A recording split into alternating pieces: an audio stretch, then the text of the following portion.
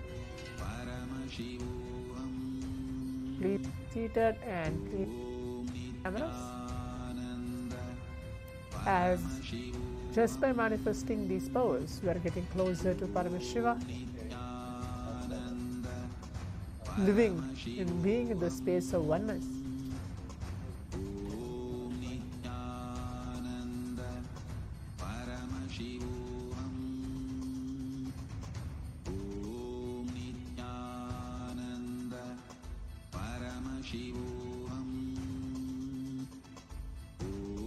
I can still see a few participants have not turned on their cameras. Nitya Bhakta. Vittal Navi, please turn on your cameras. Please be seated. Be in the space of oneness, receiving the Supreme Pontiff of Hinduism in this power manifestation session.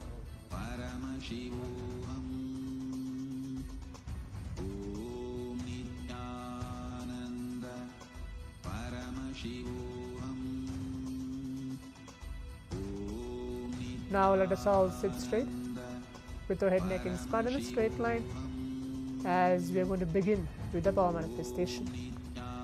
Nithyanandam Paramasugadam Kevalam Jnanamurtim Dvandvatitam Gahana Sadrusham Tattvamasyaadhilaksham Ekam Nityam Vimalamachalam Sarvadi Sakshi Bhutam Bhavatitam Trigunarahitam Sadgurum Tam Namami.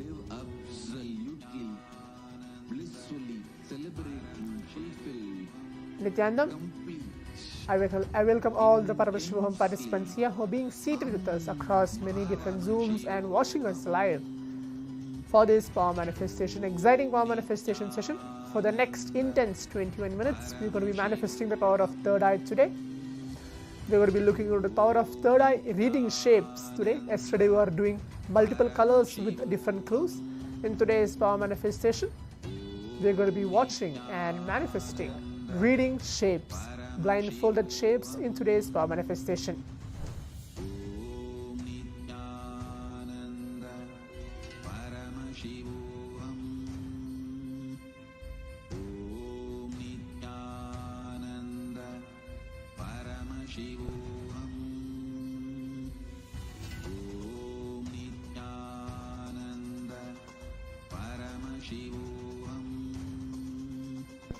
Today we are going to be manifesting the power of third eye today. So please be ready and please bring your eye bands, pen and paper, and please be seated.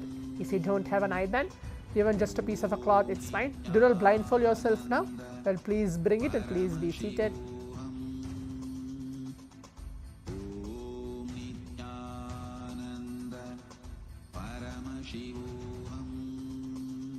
As every day, as I was mentioning in the power manifestation across this Paramashivoham sessions, where all the powers are directly revealed from the Shastra Pramana, Vedas and Agamas, Bhagavan Paramashivam himself telling that these power manifestations are real. For those of you who are attending, today is the day 4 of this Paramashivoham sessions.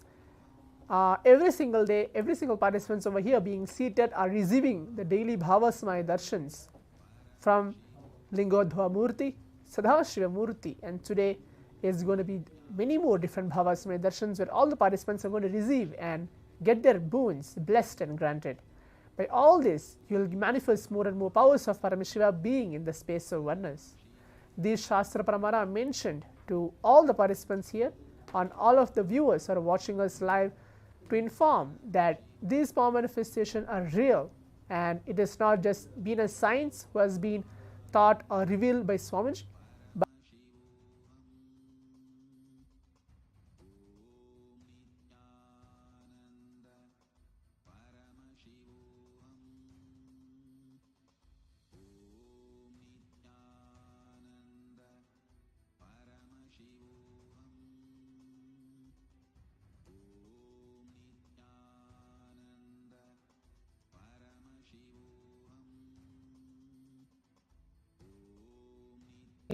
taught or revealed by Swamiji.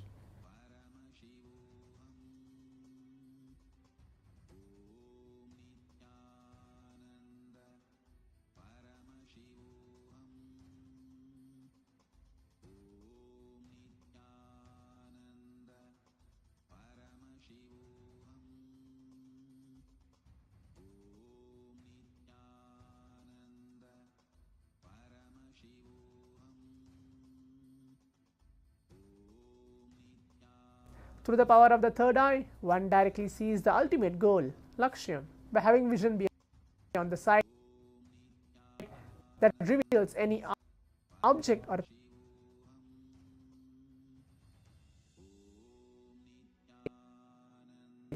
attaining the space of oneness with the source, Paramashiva himself. For all of us,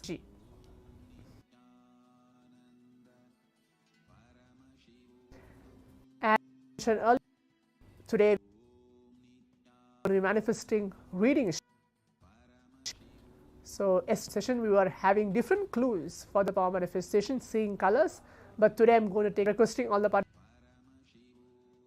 eye bands, and please be ready.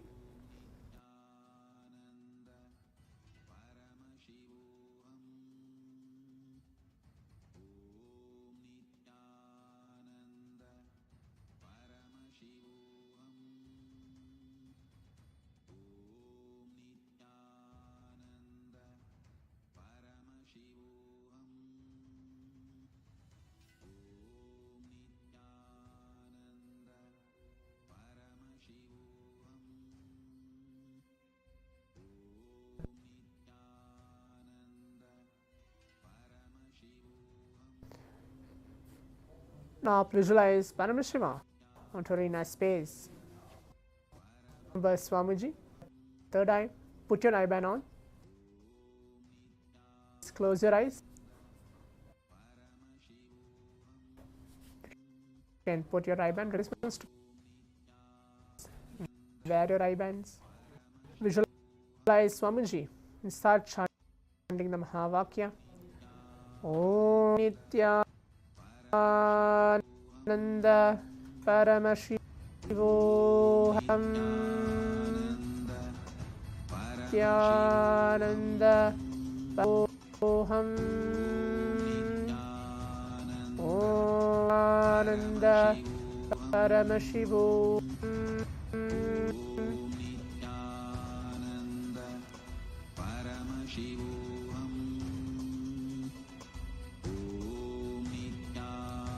Remember Swamiji on your inner space. We're going to manifest this round 3 minutes. Please keep your eyes closed.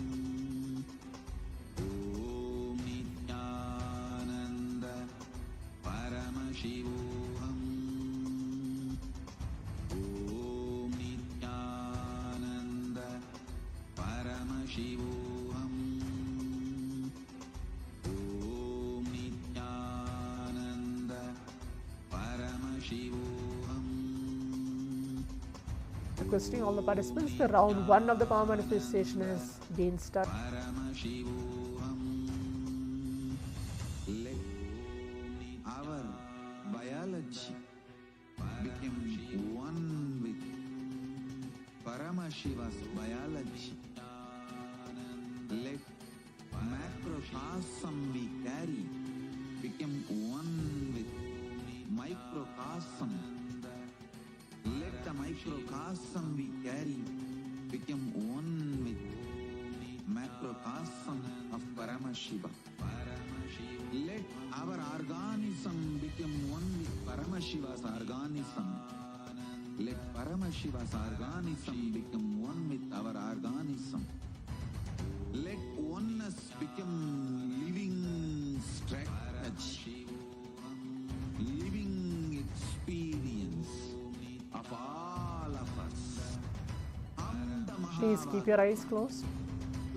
Do not open your eyes in between the sessions. Paramashivoham. Om Nithyananda Paramashivoham. Om Nithyananda Paramashivoham. Request Swamiji to show what is the shape which is being revealed to all of you through the third eye. We have 1 minute to go. Keep chanting the Mahavakya. Please keep your eyes closed. I can see some of the participants are opening their eyes. Do not open your eyes now.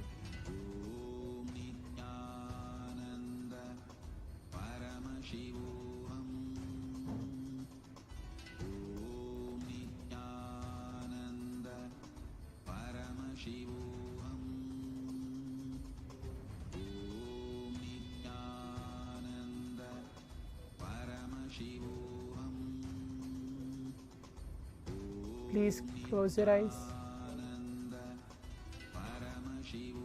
Chinli, please close your eyes.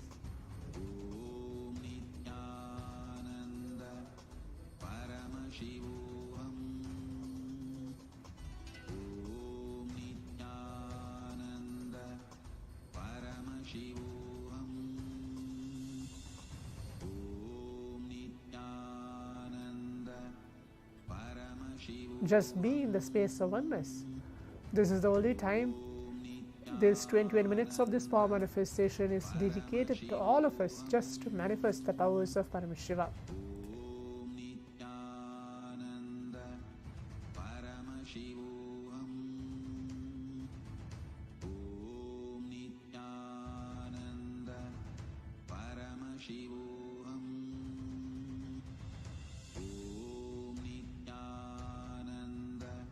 Now requesting all the participants. The next step, we are moving on to the next step. Please relax and you can remove your eyelids, open your eyes. Please open your eyes and now let's take a few minutes to type out your answers on the Zoom chat, telling what is the shape which is revealed to all of you for this round 1 of the power manifestation. Can you please open your eyes? Yes. Please type out what is the shape which was revealed to you for this round 1 of the power manifestation. What shape was revealed to you through your third eye?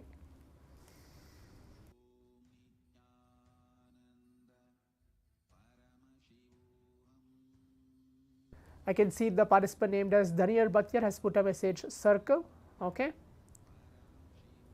Please leave the message of telling what is the shape was revealed to you for this round 1 of the power manifestation. Let's give a few seconds for that before we move on to the next step of actually seeing what is the shape was shown to us as we are blindfolded in the round 1 of the power manifestation. Chenli, you can leave the message. Pavan K, you can leave the message. Yes. Okay. Pavan also has put a message. Circle 2. Great. That's wonderful.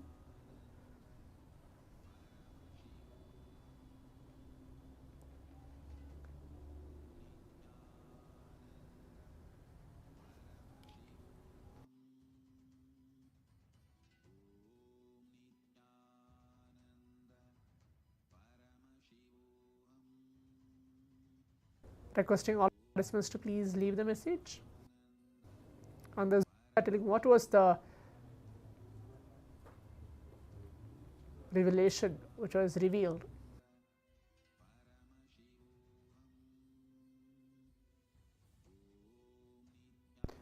Okay. Daniel Bhatir put a message. I have trouble with closing my eyes. Okay. You don't know why it is happening. It's a problem. It's going to be anyway healed as you go to manifest days. Closing eyes. Do not do anything else. Do not focus.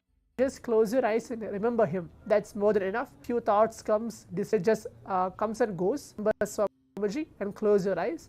When you practice this within the next few days, you will see that problem which you have, that you are feeling that something is going on into your eyes and you're not able to close. You're having some trouble.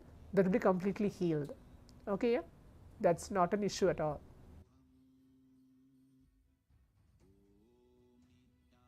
Now, as all the participants can see, the picture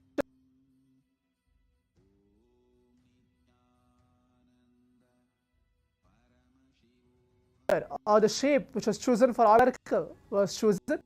So I think so. Many of the participants have manifested this as pictures. Okay. First, good.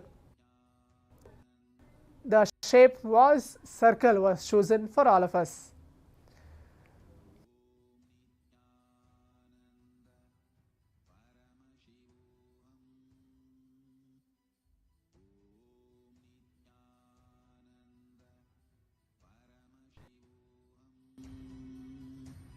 Guys, now we are moving on to the next round of the power manifestation. Please put on your, please close your eyes. We are moving on, it's going to be again shape. Please close your eyes. Daniel Bhatir, you can try what I said now for the round station. Just remember Swami.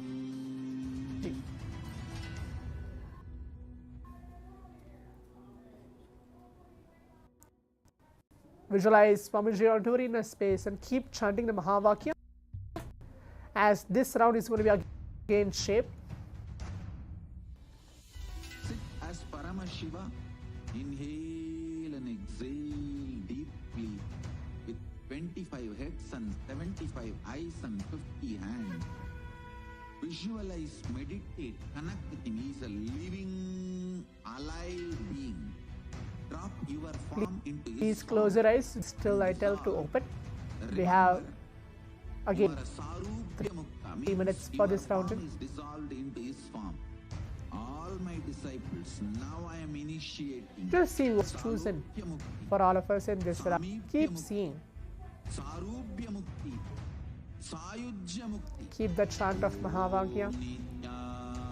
Feel, or any of the participants feel some disturbances, or you just see a darkness. Om Nithyananda Paramashivoham. Om Nithyananda Paramashivoham. Om Nithyananda Paramashivoham. Om Nithyananda Paramashivoham. There is something clearly. Nithyananda Paramashivoham. Om Nithyananda Paramashivoham. Om Nithyananda Paramashivoham. Om Nithyananda Paramashivoham. Om Nithyananda Paramashivoham.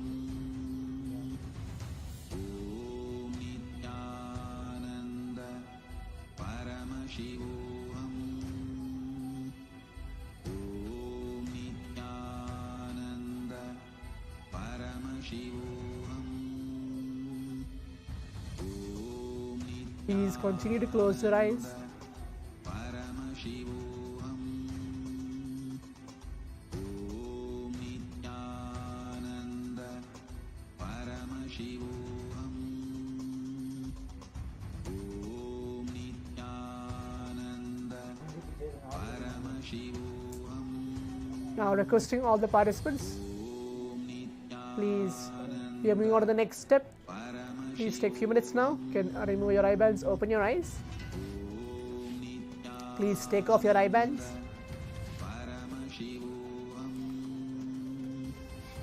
Yes, now the round 2 of the power manifestation has been completed. Now please take a few minutes to leave a message on the Zoom chat telling what was the revelation which you had for this round 2 of the power manifestation. The round 1 was circle, so let's see what's going to be for the round 2 of the power manifestation. Please take a few minutes for that before we move on to the next step of actually seeing what is the shape was chosen for all of us for this round 2 of the power manifestation.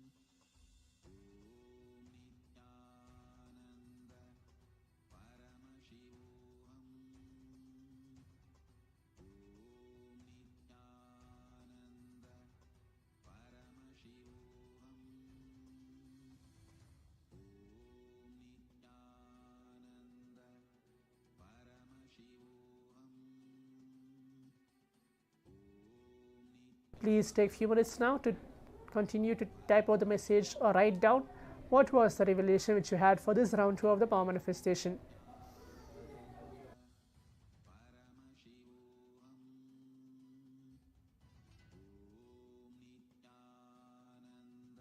Now, as all the participants can see, the image was chosen for all of us was the image of a triangle. The shape was chosen was a triangle shape.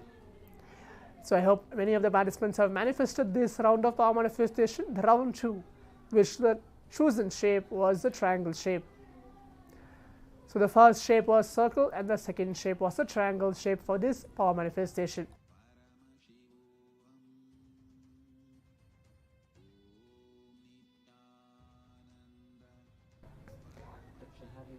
Now let's take a few minutes. We are coming to the conclusion of today's power manifestation. We're going to upload our pictures, videos, or any of our experience, the breakthroughs which we had in today's power manifestation. These 21 minutes intensely connecting ourselves with Paramashiva. You can take a few minutes now to post your experience on the social media. Remember, while you post your experience, please use the hashtags which has been given below. The hashtag Kailasa, hashtag Nithyananda, hashtag power manifestation, and the final hashtag is Paramashivoham. Please take a few minutes and post your experience of the power manifestation.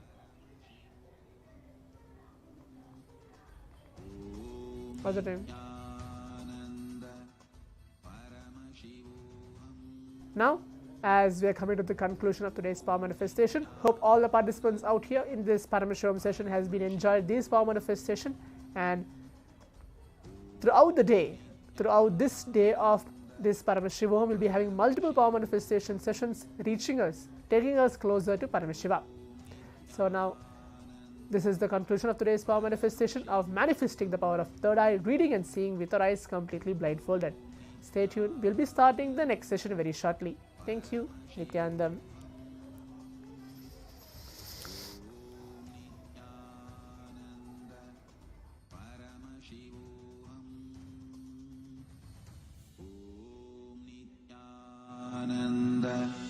Your fears, incompletions, insecurities, nothing is needed for you to exist. Paramashiva alone is enough for you to live absolutely, blissfully, celebrating, fulfilled, complete, intensely. Paramashivoham. Om Nithyananda Paramashivoham. Om Nithyananda Paramashivoham. Om Nithyananda Paramashivoham. Om Nithyananda Paramashivoham. Om Nithyananda Paramashivoham. Om Nithyananda Paramashivoham. Om Nithyananda Paramashivoham.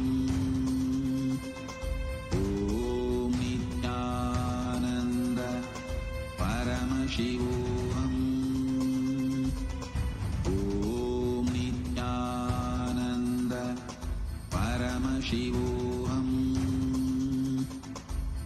Om Nithyananda Paramashivoham. Om Nithyananda.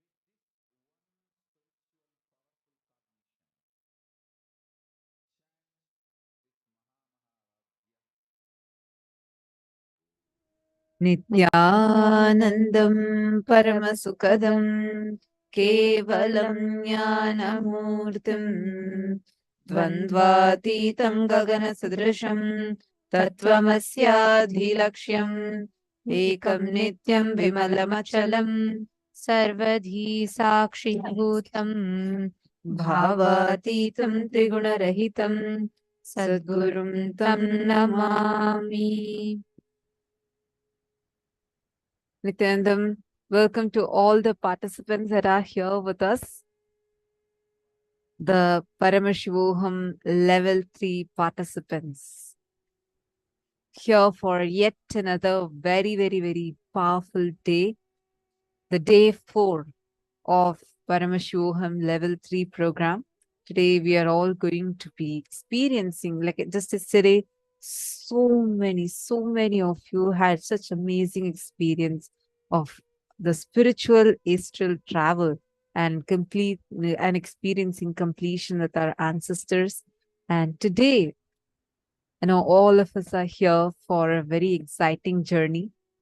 We are going to be learning about our brain, how our brain can be rewired, how our brain can be trained to reflect consciousness, reflect the cosmos in us.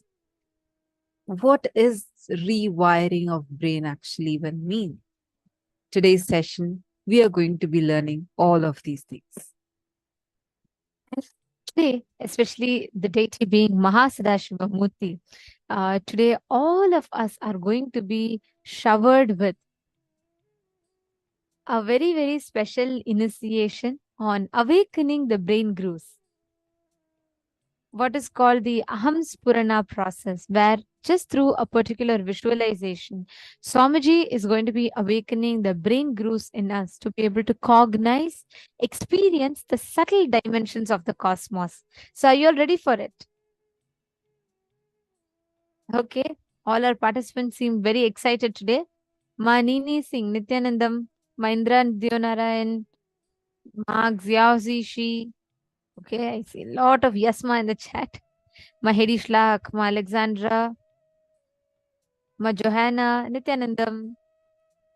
Okay, great. See, today's day is all about understanding the higher dimensions. We also are understanding about how the basic dimensions of the cosmos work yesterday. What are the parallel universes? Today, we are going to take it to the next level.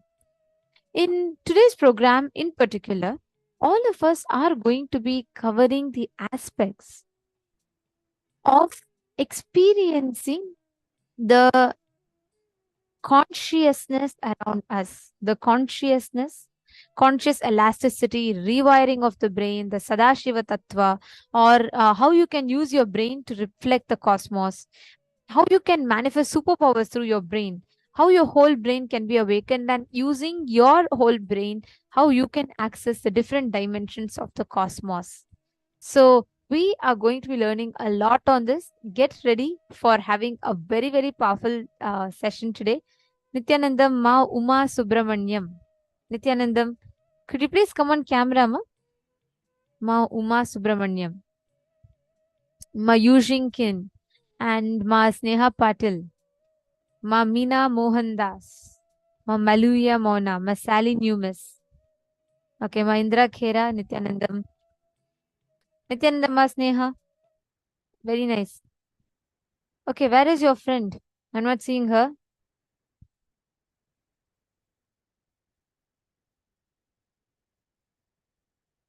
Nityananda Ma Uma Subramanyam, are you from Malaysia, Ma? She will join soon. Okay, fine. Great. So, all of you today, listen to all the sessions. The truths that Swamiji is going to be revealing in every session is going to be working on building the powerful cognitions in us. Give us that experience, a very, very powerful experience as to how you can awaken your brain, and through your brain, how you can access the multiple dimensions of the cosmos. Actually, you should know your brain is the most powerful telescope, most powerful microscope, meaning your brain can see the most distant planet, like let's say Pluto, Andromeda galaxy, or anything farther than that.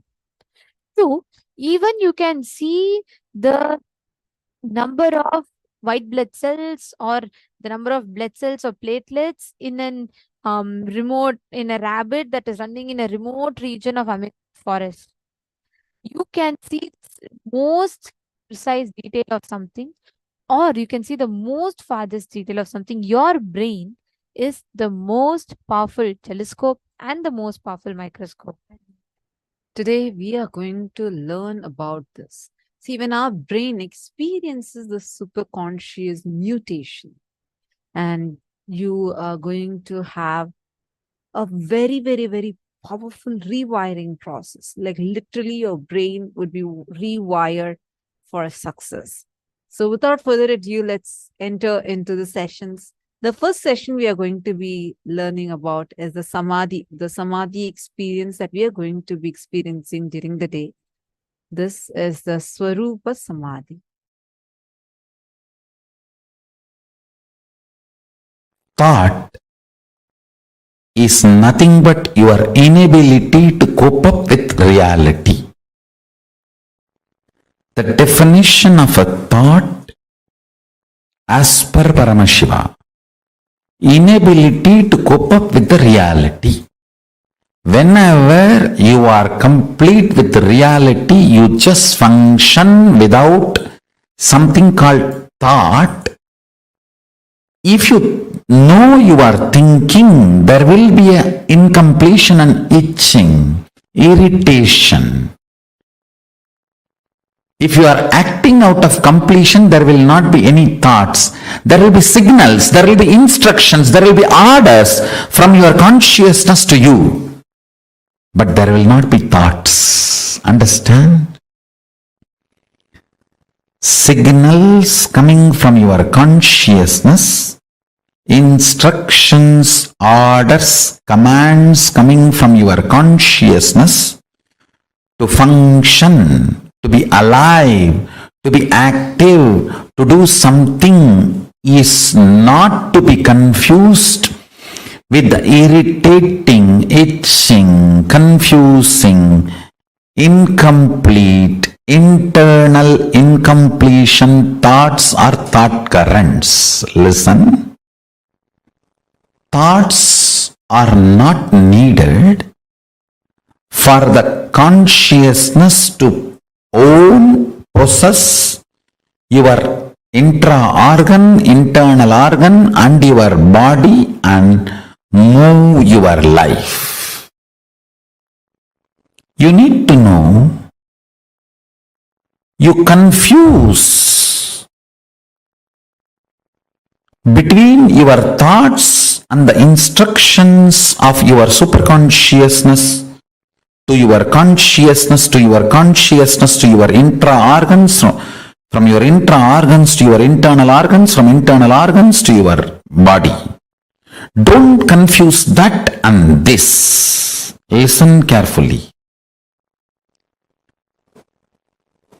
Paramashiva moves this whole universe without thoughts, being in the state of Paramashanta Swarupa. That shows thoughts are not needed to run your existence as Paramashiva manifested it. Thoughts are your feeling something is missing, inadequate, not enough, incomplete. That insecurity, suffocation, incompletion, that generates something cranky, worms going in your brain.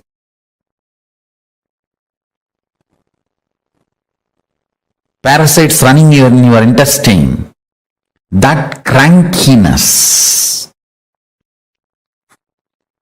the thoughts and thought currents generated by that crankiness is not needed to run your life. This is the most powerful, important cognition you need to cognize. Understand, Hinduism fundamentally does not believe in belief system or faith system. It very clearly explains the methodology of powerful cognition-based functioning system. I am not going to tell you, believe, you don't need thoughts to run your life. No. I am going to say, Shravana, listen, Manana, internalize, Nididhyasana, start living this powerful cognition. So the powerful cognition I am giving you now, Paramashiva, running the whole universe, much more than what we are running in our life. He is running it from the space of Paramashanta Swarupa, without any thought currents, out of pure intelligence. When he can run, you can run.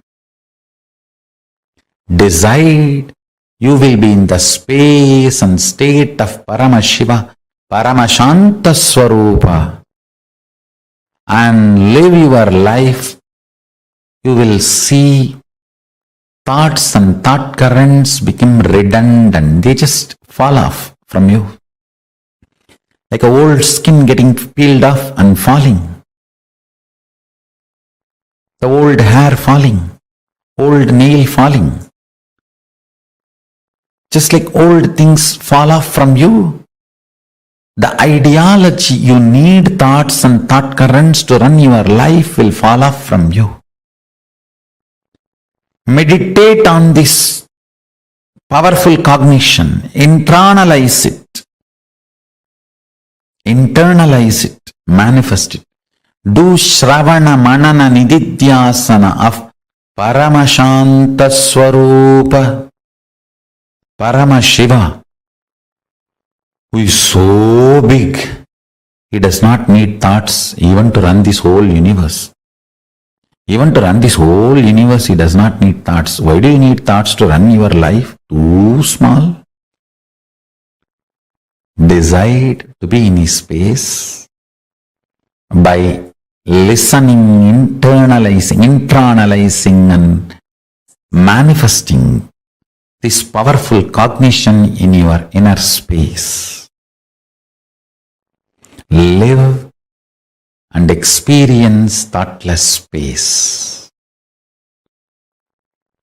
There is a space below your heart center, above the navel center, Anandagandha chakra, where all the 21 chakras, above 7, middle 7, below 7, all the 21 chakras merge in. In that Anandagandha space, remember, you are Paramashiva. What you feel as Paramashiva, what you feel as I and Paramashiva is one and the same. With that decision to cognize Paramashivoham, Paramashanta Swarupa, Paramashivoham,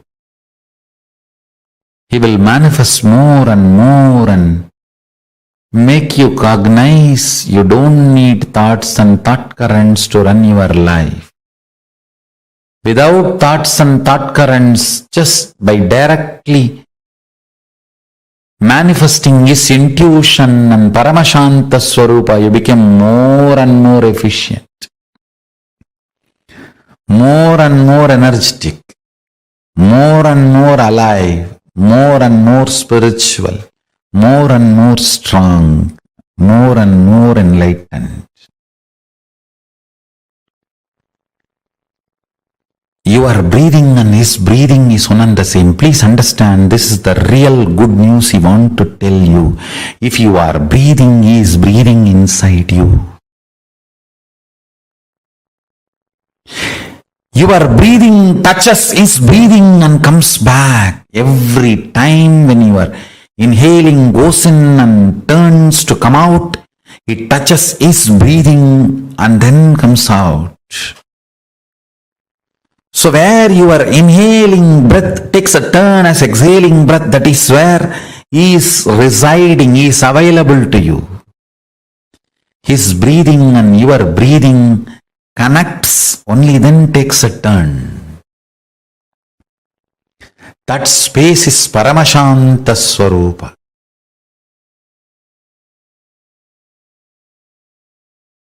We may think, why do we need to know all this?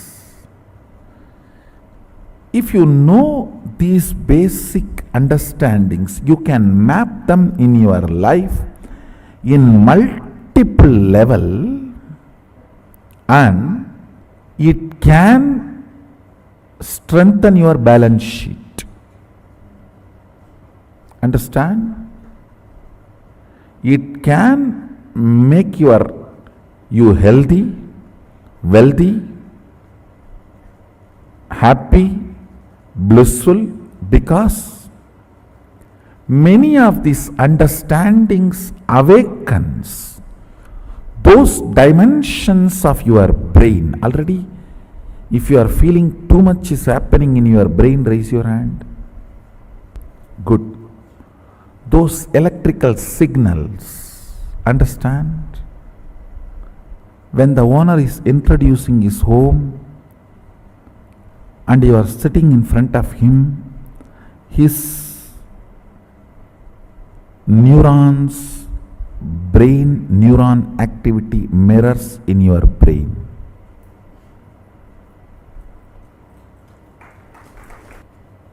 Bindu is life, Amritatva is life which cannot be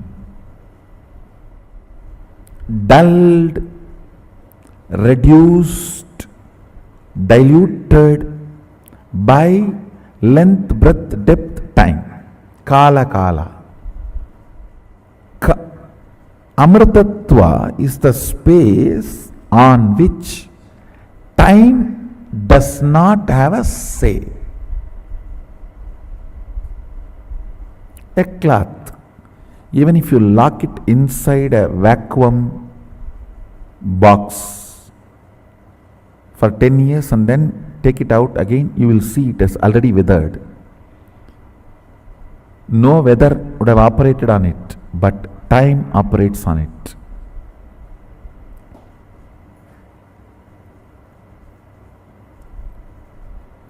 If you do not allow the time to operate on you, you don't die. If you don't remember you are aging, you will not be aging. That's the truth. A remembrance of aging ages you. The number of time you remember you are aging makes the aging effects on your system.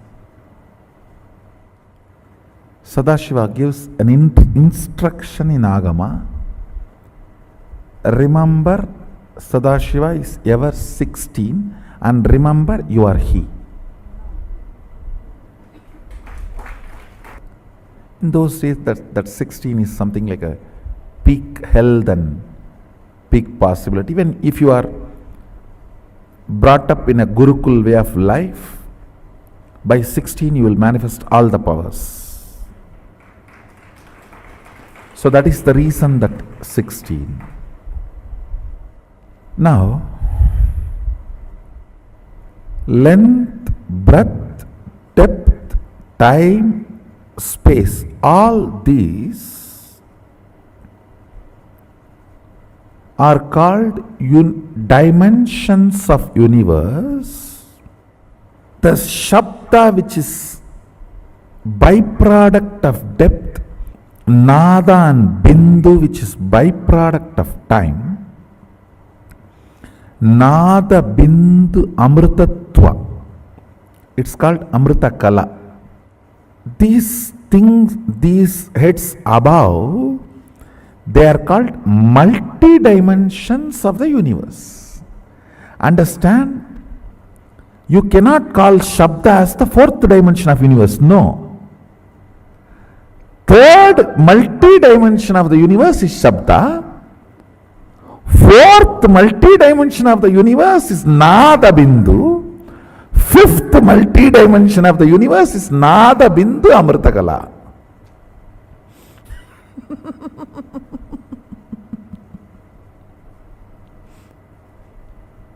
How many of you are understanding this statement? First dimension is first dimension. Second dimension is second dimension. Third dimension is not third dimension. Third multi-dimension. Because with the third, the new dimension of Shabda is introduced.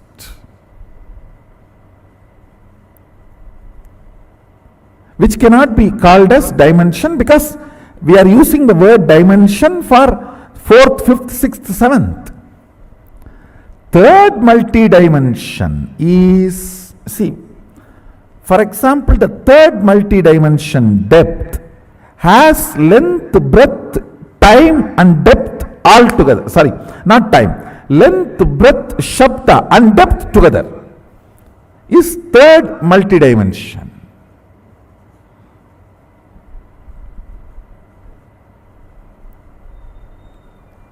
You should know why our masters describe gods with multiple heads. Fools are those who criticize the forms of our Hindu gods, who do not know the universe. They say, why so many heads, so many hands? You don't know. You know only handicapped persons. You do not know multi-handed persons.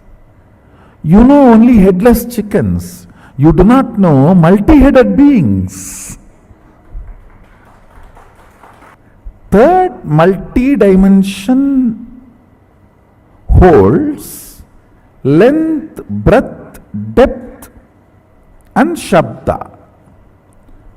The fourth multi-dimension holds length, breadth, depth, time, Nada and Bindu. I do not want to use the same word Shabda for Nada, because Nada with quality of life is no more Shabda. For example, Shabda can be called as a raw, precious metal you have. Nada is like you sold that metal and have a currency, cash in your hand, which is more active and useful and available for you. Shabda is raw, Nada is refined. And when it comes to the next space multi-dimension, there that Nada also I don't want to call as Nada, Nada Kala. It is no more just Nada, it's Nada Kala. It is not only the cash you have, it has become an object or a product what you want to have directly. It's like a 3D printer.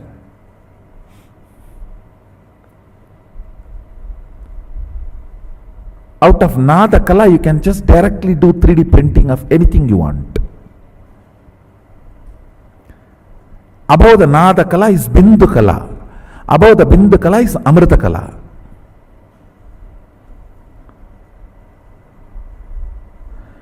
The qualities, units, understandings about this multi-dimensional universe as two important use. One, please understand, all of you are now going to meditate. What meditate? Going to remember your original Swabhava Swarupa of Mahasadashiva. I am not just introducing me, I am introducing you to you.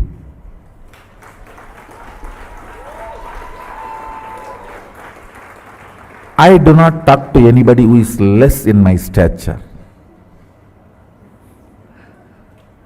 Understand?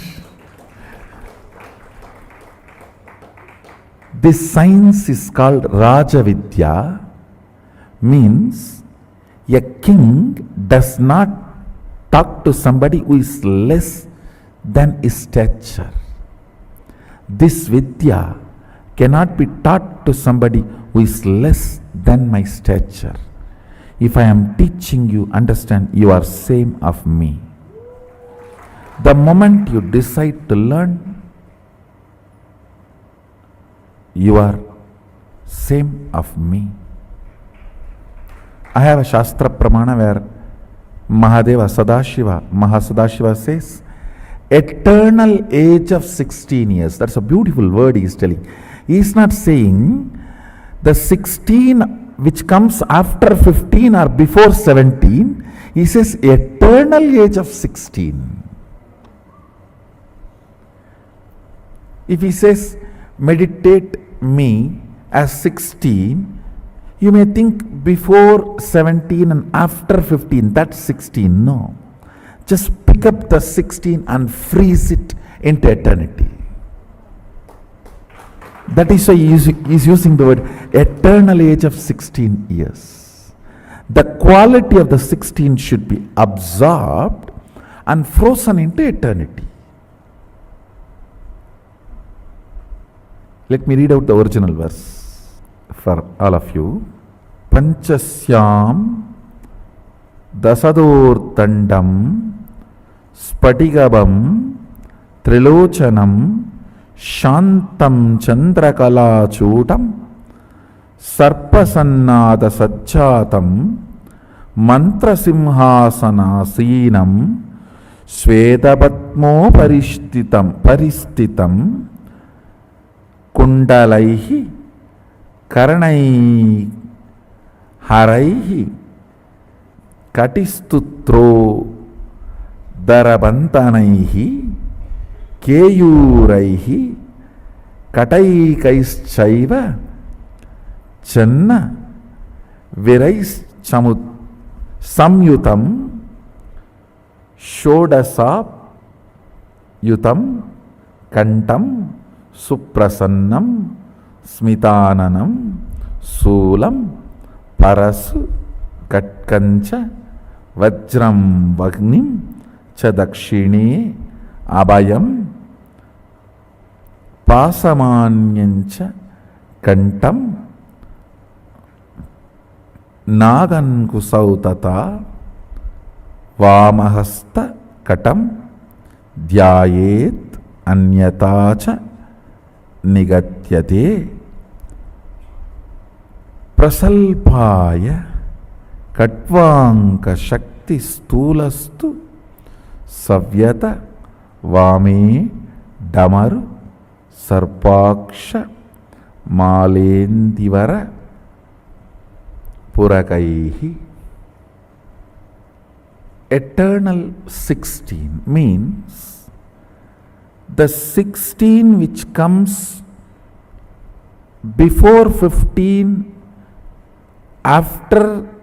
before 17, after 15 has its innate quality of becoming 17.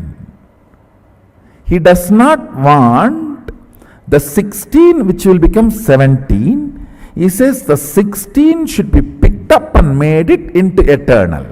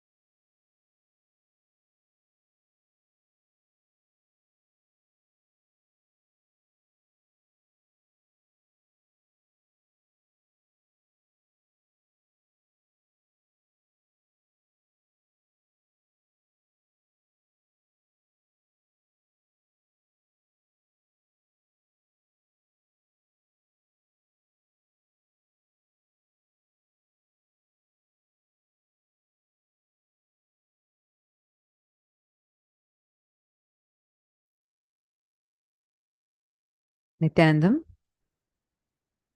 Nithyanandam, sorry for the technical glitch. We face a small technical glitch, hence the delay. Complete for that. I hope all of you are able to see us and hear us clearly. What did each of you understand about Swarupa Samadhi and understanding about how you can reduce the thoughts? What are the clicks that each one of us had during this session today?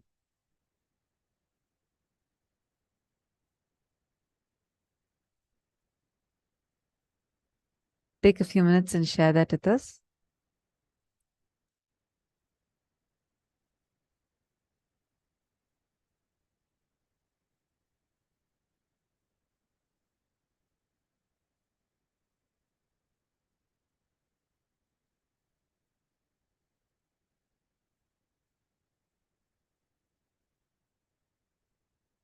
See, what Swamiji revealed right now, what we listen to right now, is actually like only when you are, when you do a lot of tapas and you do so much of penance, people do intense tapas to achieve the state. Swamiji is giving us very, very, very, like just like that, like so easily Swamiji is gifting this science, sacred science to us. Now, what we were learning about. See, today we are going to be having the darshan of Mahasadashivamurti. Swamiji explained to us what to do if thoughts arise. See, thought is nothing but your inability to cope up with the reality. The definition of thought as per Paramashiva.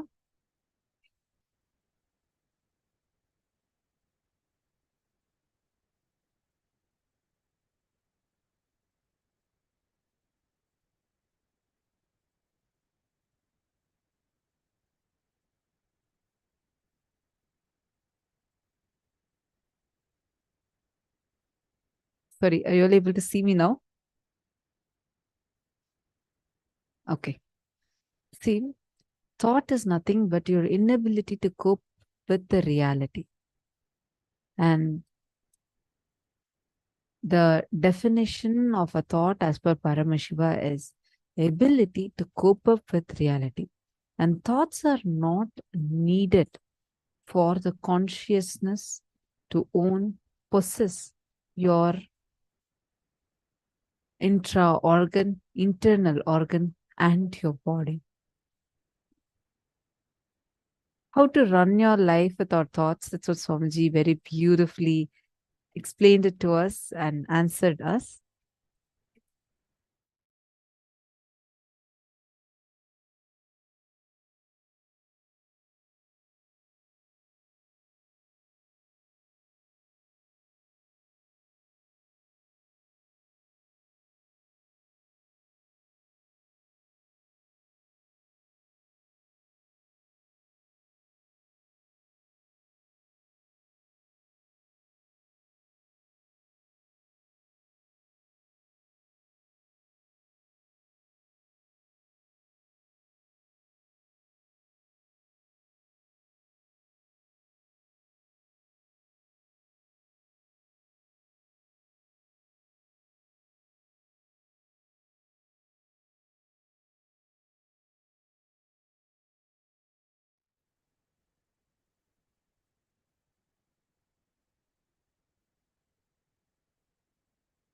And we are literally going to be able to mirror Paramashiva's Mahasadashiva Murti in our brain and awaken our brain grooves.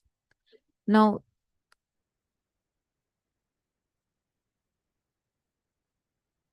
understand, Paramashiva moves his whole universe without having a single thought by being in the state of Paramashanta Swarupa.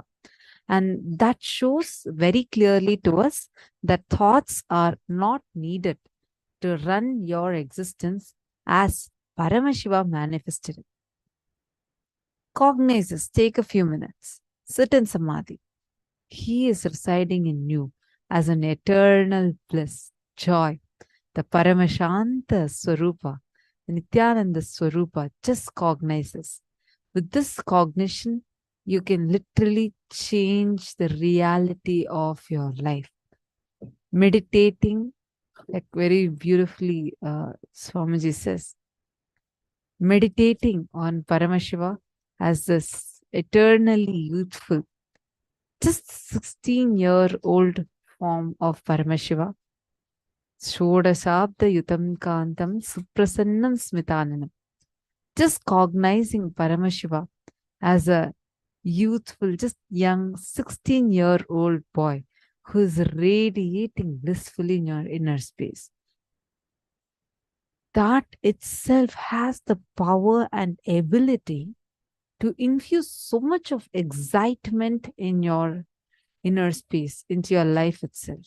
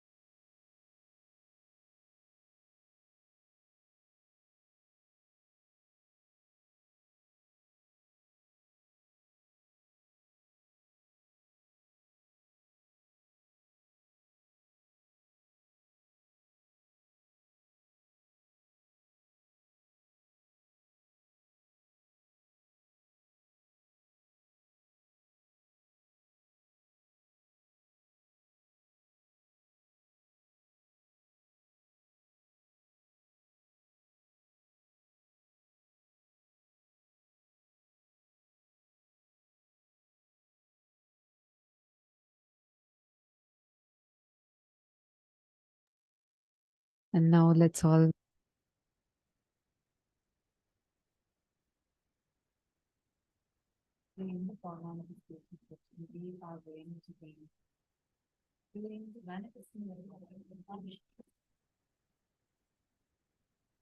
Actually, I'll tell you all one thing. Talking about the activation of our whole brain, right? Like you're functioning the whole brain. Whenever you are manifesting the state of Mahasadashiva, understand today Mahasadashiva is the Murti. Like there is a manifestation of Paramashiva that all of us are going to be having the darshan of. He literally embodies the form where you experience the 25 states of consciousness, the 11 dimensions of the universe, and the Panchakrityas of the cosmos. Mahasadashiva is that form which represents the 25 states of consciousness, an amalgamation of that and the 11 dimension and the vertical time zones. So every one of you that are here, Ma Jnana Yogini, Ma Virupaksha, Ma Sneha, Ma Chetana, please understand, today all the sessions, all the power manifestations are going to be again and again bringing you back to your strength, existing on the strength of consciousness, how that conscious elasticity manifests in you. Are you all understanding? So that is why all of us are going to be, whether the powers that we're going to be manifesting or whether the powerful cognitions we're going to be listening, all of these are going to be working directly in the level of awakening our brain grooves, our cognitions in the brain to be able to manifest the higher dimensions. Okay. This particular power we are going to be manifesting, the power of consciousness over matter. See, our existence as consciousness is much, much, much more stronger and powerful than our existence as matter. Like how, if you put one, just like a small, like little bit of fire, like a hot stick on something, versus putting a huge burning fire, there's a big difference, correct? Same way, like how the heat of a small matchstick is less intense than the heat of a huge log of fire. Same way, the intensity of your existence as matter is like heat of a small matchstick. The intensity of your existence as consciousness is like sun. But we all are so used to believing or cognizing and acknowledging our existence as matter, we do not even empower or interact with our existence as consciousness. Today's power is all about you tuning in to experience your existence as consciousness, that supreme consciousness. Okay? Are we all ready for it? So today we will be focusing on manifesting the powers of consciousness over matter, where you are going to be keeping an object, but it is not going to be on your hand. You're going to be finding different ways to interact with it. Okay? You are all going to be having different ways to manifest this power of consciousness over matter. Can I request every one of you to bring a cup of water? And please bring either a blade of grass or a rice grain. One of this. Can I request everyone to get it and come?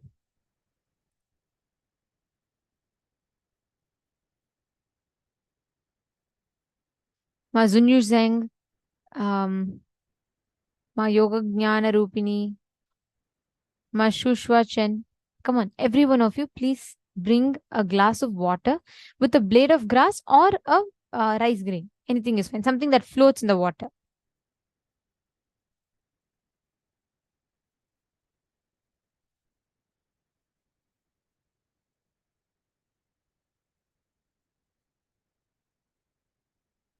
Ma Liya Khori, actually when you manifest these powers, Ma, the impacts of various different things of whether depression or inducing external substances into your system, or whether it is depression or it is toxins, everything will be completely cleared.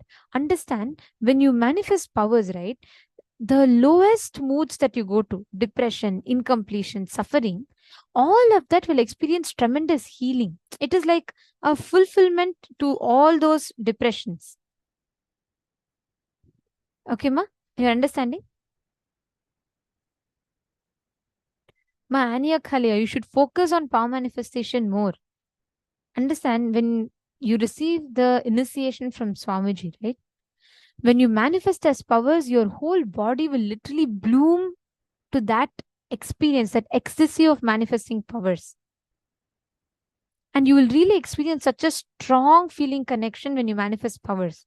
So always sit and manifest powers, ma. These the principles that Swamiji has revealed, these extraordinary truths that Swamiji has revealed. Just sit and manifest powers with them. Every time you manifest powers, it will become much more stronger, 10 times more powerful and intense in you.